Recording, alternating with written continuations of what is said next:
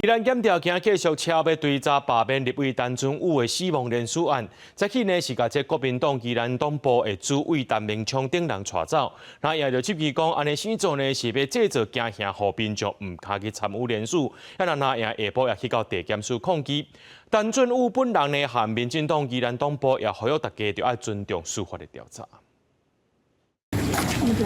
那也动员前往宜兰地检署，因为检调并规划调查罢免民进党立委陈俊武亲像射击死亡连署案，敲找国民党宜兰县东部等所在其中3名干部方其阿金健。这个月2日，各展开行动，甚至带走东部主委林明昌，和伊的关系员后生林岳贤，质疑是办拿无办理。君子坦荡荡，小人长戚戚啊！他要秉持初心来办案啊，什么就绿人了，什么蓝就不行了，没上我北部啊。他现在进入第2阶段了，对吧？国民党也不要把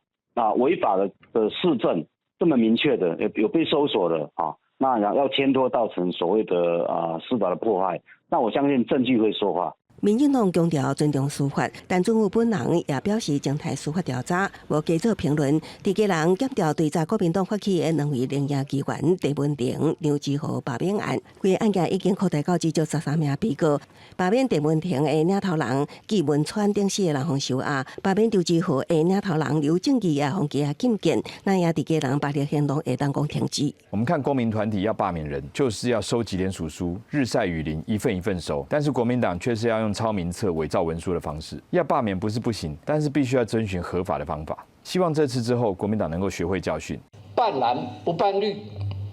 小案大办，让蓝营多人入罪，更可以看到不断的持续的追杀。这就是民众感受到的最明显的台湾司法不公。呼应政治5日抗总统赖清德表态，愿意天开双手，加强政党合作。国民党主席朱立伦发声，无愿意看到修分动员、司法迫害，作为领导者是未当推卸责任。公司新闻采访报道。